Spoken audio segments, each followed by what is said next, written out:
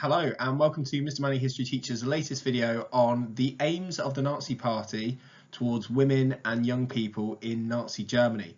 So this video is designed for students who are studying the Germany from 1890 to 1945 AQA GCSE course, and it's really going to be quite a brief overview in terms of the Nazi aims and objectives for women and young people between the period of 1933 and 1945. So let's get started by looking into Nazi aims towards women first of all. So the Nazis had typically very traditional and very old-fashioned views on women. Now they had these views before they even came to power, but once Hitler had achieved power, initially as Chancellor of Germany in January 1933, and then as Führer of Germany by August 1934, the Nazis started to put into place and implement these very traditional policies towards women. Some of these policies included the belief that a woman's place was in the home, to have children and care for the family. Now, the Nazis believed that women should produce plenty of children in order to increase the German population, which had actually declined throughout the 1920s when women in Germany had gained more rights and more freedoms and were spending more time at work and therefore spending less time looking after children and producing children. So the Nazis wanted to reverse that and wanted women to stay at home and have lots of children. The Nazis came up with this slogan, the three Ks, Kinder, Kirche and Kuche, and apologies for any German speakers out there about my pronunciation of those words. In English, these stand for children, kitchen and church. So again, the Nazis prioritising women producing lots of children, remaining in the kitchen and going to church on a Sunday. Women were encouraged to resign in favour of men.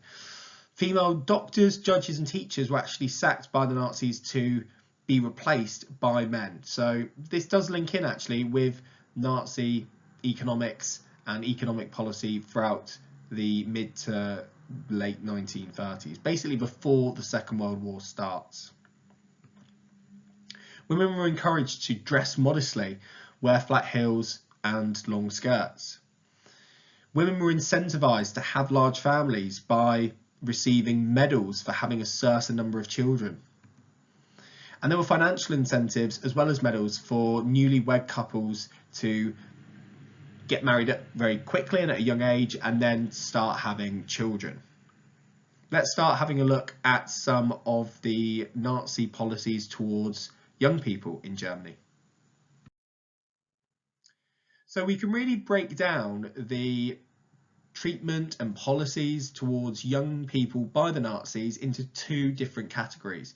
We can look at the Nazi control of young people through youth groups, and then we can look at the Nazi control of young people through education. Let's start off by looking at youth groups. So to start with, the Nazis actually created the Hitler Youth in the 1920s, and it was actually made compulsory in the late 1930s. So at first, you didn't have to join, but by the late 1930s, it was made compulsory. And other youth groups that might be connected to other political parties or that were apolitical, that weren't political at all, were shut down.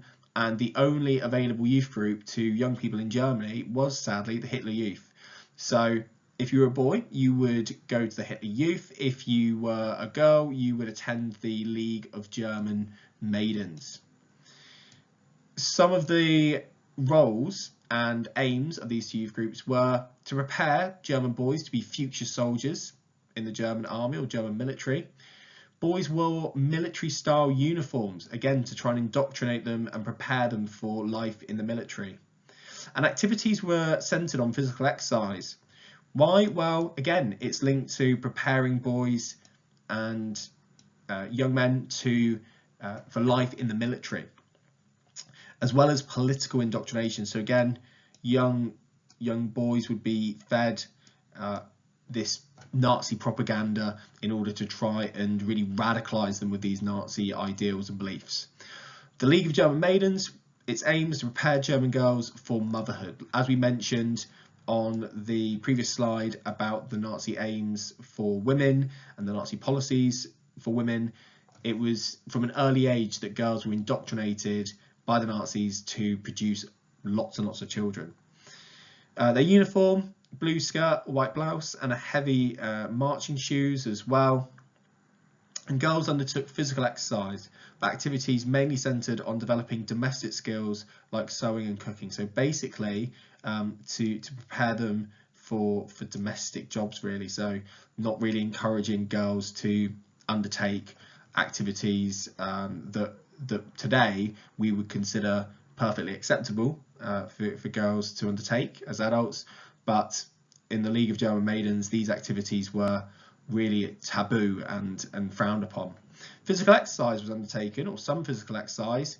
Again, that links in with preparing women for motherhood as well. So all these activities and aims were designed to prepare these young people, both boys and girls, to become the Nazis' idea of the ideal adults, okay, these ideal Aryans.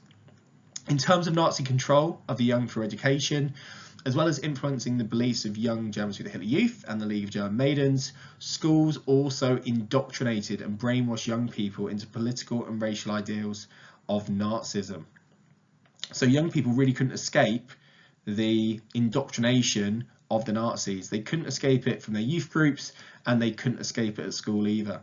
And the curriculum, what schools in Germany taught, was altered to reflect Nazi ideology and priorities. For example, in history lessons, children were taught about the rise of the Nazi Party.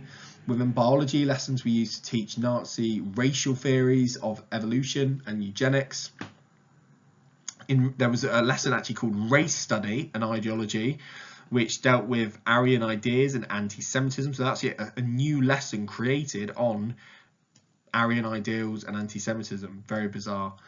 And physical education, school children had 5 one-hour sports lessons every week. So real emphasis on physical education, again, to prepare young people for either role in the military or motherhood. And chemistry and mathematics, they were downgraded in importance, but those subjects really focused on questions connected to the military. So, for example, in chemistry, young people would learn about ballistics, and in mathematics, young people would learn about angles and trajectory to do with, big artillery pieces and cannons for use in the army as well. So all aspects of life for young people were geared towards Nazi ideas and propaganda. I hope you enjoyed the video. Click on the like button and subscribe to my channel, Mr. Manly History Teacher.